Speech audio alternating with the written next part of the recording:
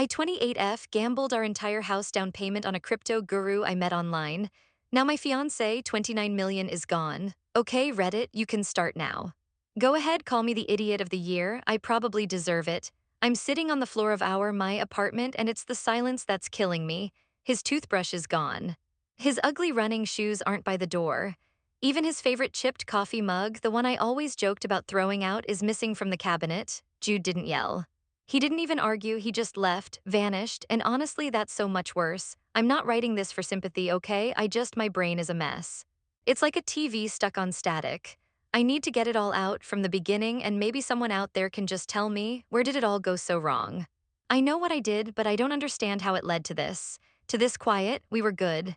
No, I mean, we were great. For 5 years, Jude and I were that couple everyone secretly hates because we just worked. We met in college, navigated our first real jobs together, and built a life that felt solid. He's a medical equipment technician. It's not a glamorous job, but it's steady, and he's so damn good at it. He finds genuine satisfaction in fixing things, in making them work right. His motto was always measure twice, cut once, and he applied it to everything from hanging a picture frame to planning our finances. Our plan was just as steady as he was. Save every penny, buy a small house in a quiet suburb with a yard big enough for a golden retriever we'd name Gus. And maybe, eventually, I could open my own little graphic design studio from a sunlit spare bedroom. That joint savings account was our Bible. Every dollar in it felt sacred. It was the 2 extra shifts he took last month, the freelance branding project I stayed up until 3 a.m. to finish. It was every time we said no to a fancy dinner or a weekend trip. We'd log in together sometimes just to look at the number, watching it creep up. It was our future quantified. $60,000. It felt like a million, like a fortress we had built brick by brick. But then something started to shift in me. My friends, my circle, they all seemed to be living in a different reality. Last month at a brunch, my friend Melissa showed up with a brand new designer bag. When I complimented it, she just laughed and said, "Oh, it's my Dogecoin bag. Paid for by a shitpost." The whole table erupted in a language I barely understood: tokens, blockchain, bull runs. They were talking about dropping thousands of dollars on a whim, on a tip they got from some Discord server. And I'd just sit there nodding along, sipping my mimosa and feeling this heavy, sinking feeling in my gut. It felt like everyone was on a rocket ship, and Jude and I were still on the ground, meticulously building a ladder, rung by painful rung. The worst part is, I started to resent our plan, our beautiful, solid plan. Suddenly it didn't feel safe, it felt slow. I tried to talk to Jude about it once, casually. "Hey, have you ever thought about, investing a little in crypto, just a small amount?" He just gave me this patient look, the one he gets when he's explaining something complicated, and said, "Phoebe, that's not investing, it's gambling. We're building something real here, something that can't vanish overnight." I knew he was right, but his pragmatism, the very thing I fell in love with, started to feel like a lack of imagination. He'd talk about mortgage rates and property taxes, and all I could hear was this little poisonous voice in my head whispering, "This is going to take forever. You're falling behind." I was happy, I really was, but I was also drowning in the anxiety that my happiness wasn't arriving fast enough. And that, right there, is how I ended up in the DMs of a man who called himself Xander. I didn't find Xander, he sort of found me. It started with a targeted ad, I think. Then I was in one crypto subreddit, then another, and before I knew it, I was in this exclusive-looking Telegram group he ran called Apex Traders. His profile picture was him on a yacht, laughing, holding a glass of champagne. His feed was a highlight reel of a life I craved. Watches that cost more than my car, infinity pools overlooking some tropical paradise, screenshots of trading accounts with so many green numbers they looked like a glitch. He wasn't just a show-off, though, that was the clever part. He'd post these long, thoughtful-sounding analyses, breaking down market trends with charts and jargon that seemed incredibly sophisticated. He talked about breaking free from the 9-5 matrix and achieving true financial sovereignty. It was intoxicating. I was a lurker at first, too intimidated to post. But one day, I worked up the courage to ask a question about some technical term he used. I expected to be ignored or mocked. Instead, he publicly replied, "An incredibly insightful question, Phoebe. You're already thinking like the 1%? The validation was like a drug. Soon after, he slid into he wasn't pushy. He asked about my goals, my dreams, he listened. When I vaguely mentioned our plan to buy a house, he framed it beautifully. "A house is a wonderful goal," he typed, "but you're thinking about buying a cage when you could be buying the whole sky." The opportunity came late one night. He sent me a message, voice shaking with what sounded like pure excitement. This is it, the one I've been waiting for, a new coin, Ethelred, pre-launch, my source is rock solid.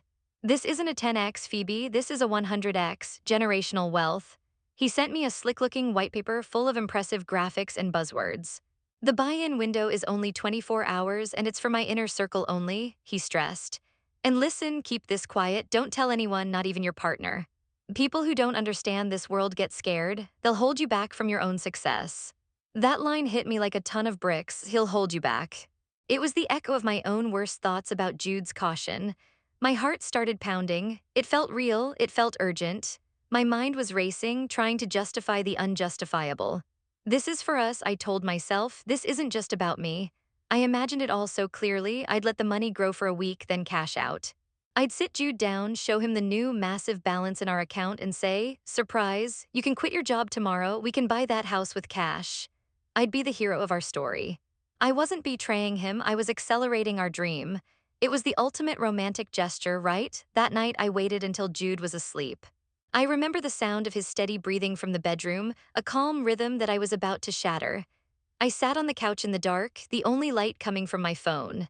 I opened our banking app, the number was there, $60,000, our entire future. My hands were clammy, I had to type in the password twice because my fingers were shaking so badly. I pasted the long, nonsensical string of characters, Xander's wallet address. My thumb hovered over the confirm transfer button for what felt like an eternity. Every rational part of my brain was screaming at me to stop, but Xander's voice was louder, the promise of more of faster was deafening. I closed my eyes and swiped. For a split second there was nothing, then a confirmation screen. The money was gone, and in its place a terrifying, exhilarating calm washed over me. I didn't feel like a fool. I felt powerful, I wasn't a gambler, I was a visionary. God, I was such an idiot. For the next 3 days I lived a double life. I downloaded a portfolio tracking app Xander recommended, and every time I refreshed it, the number next to Ethelred was bigger. It went from $60,000 to $80,000, then to $125,000. It was completely unreal. I'd be sitting next to Jude on the couch, watching some dumb TV show, and I'd be secretly glancing at my phone, watching us become millionaires. I felt like a genius. I was so full of this giddy, secret power that I was almost bursting. I was overly affectionate, suggesting we go out for a nice dinner, telling him how much I loved him. He just thought I was in a good mood. The crash came on a Tuesday. It was a completely ordinary day. We'd scheduled an appointment with a real estate agent for the coming weekend to see a few houses, our first real step. Jude was sitting at the dining table, laptop open, paying some bills. Hey, Phobe, he called out, his voice casual. I'm just gonna log into the savings account to get the exact proof of funds for the agent. What was the latest balance again? My blood ran cold. Oh, I think it's 60,000 and a few hundred. I stammered, trying to sound nonchalant from the kitchen, my hands suddenly clumsy as I chopped vegetables. Huh, weird, he said after a moment. The login isn't working, did you change the password? No, of course not, I said, my heart starting to hammer against my ribs. Maybe the site is down. The silence that followed was the loudest sound I've ever heard. It stretched for a full minute. I finally put the knife down and walked out of the kitchen. He was just sitting there staring at his phone now, his face completely pale. He wasn't looking at the bank website anymore. He was looking at the app. He looked up at me. There was no anger in his eyes, not yet, just a deep, profound, soul-crushing confusion. It was the look of a man who sees the sky as green instead of blue. A look of complete reality failure. Phoebe, he said, his voice barely a whisper. He held up the phone. On the screen, in stark, brutal black and white, was the balance of our joint savings account. $0, where is our money? He asked. And in that moment, seeing the look on his face, I knew I hadn't just made a mistake, I had detonated a bomb in the middle of our lives. My mouth opened, but no sound came out. 1,000 excuses, 100 half-truths I had rehearsed in my head, they all evaporated. All I could do was stand there, frozen in the doorway between the kitchen and the living room, feeling the entire world tilt on its axis. It's an investment, I finally managed to croak out. The words sounded pathetic even to my own ears. It's okay, Jude, it's better than okay, it's already doubled. I was going to surprise you. He just kept looking at me, his expression unchanging. He wasn't processing my words, he was processing the betrayal. He slowly stood up, put his phone face down on the table, and walked over to the window, staring out at the street. He didn't speak for what felt like an hour. I started babbling, the words spilling out of me in a desperate, chaotic torrent. I told him about Xander, about the inner circle, about the 100x returns, showing him the app on my phone with the inflated fake numbers. See, look, it's right there, we're rich, I said, my voice cracking with a hysterical edge. He didn't even turn around, he just said, "You took our money, our house money. And you gave it to a stranger on the internet without telling me." It wasn't a question, it was a statement, a final clinical assessment of the facts. "I did it for us," I cried, the tears finally coming. "I was trying to help, I wanted to give you everything." He finally turned from the window, the confusion was gone from his face. It was replaced by something much worse, a calm, hollow emptiness. It was like a light had been switched off behind his eyes. "I don't want everything, Phoebe," he said, his voice flat and devoid of any emotion. "I just wanted you." He walked past me into our bedroom and closed the door. I didn't follow, I just sank to the floor and sobbed. I thought that was the fight. I thought the yelling would come in the morning. I was prepared for yelling. I was not prepared for what actually happened. The next morning, when my alarm went off, his side of the bed was empty and perfectly made. I figured he'd gone for an early run to clear his head, but when I walked into the living room, I saw it. His laptop was gone from the table. His jacket wasn't on its usual hook by the door. I walked into the bathroom and my stomach dropped. His toothbrush, his razor, his deodorant, all gone. His side of the closet was a void. Every shirt, every pair of jeans, every last sock had vanished. He had packed and left while I was asleep. On the nightstand, where his watch and wallet usually were, sat my engagement ring. It was sitting perfectly centered on a small, folded piece of paper. I picked it up with a trembling hand. It wasn't a letter. It was just a printout of our savings account statement. A single page with a single transaction showing a $60,000 wire transfer to an anonymous account and a final balance of zero. I tried to call him, the call went straight to voicemail. I sent a frantic text, it never delivered. I went on WhatsApp, Instagram, Facebook, blocked, blocked, blocked. In the space of a few silent hours, he had surgically removed himself from my life. No fight, no screaming match, just gone and amputation. The first 48 hours were a blur of denial and panic. I kept telling myself he'd just gone to his parents' house to cool off. He'd be back, he had to come back. We had 5 years of history, you can't just erase that overnight, right? But my calls to his parents went unanswered. My texts to his sister were left on read. The silence from his entire family was a suffocating blanket. By the third day, the panic had curdled into a raw, desperate agony. I couldn't eat, I couldn't sleep. I just paced the apartment, our apartment, which now felt cavernous and hostile. Every object was a memory, every empty space a fresh wound. I finally broke down and called Leo.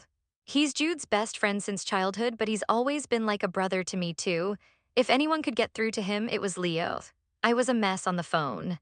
I cried and hiccuped my way through the whole sordid story, painting myself as a well-meaning fool who just got in over her head. I was expecting sympathy.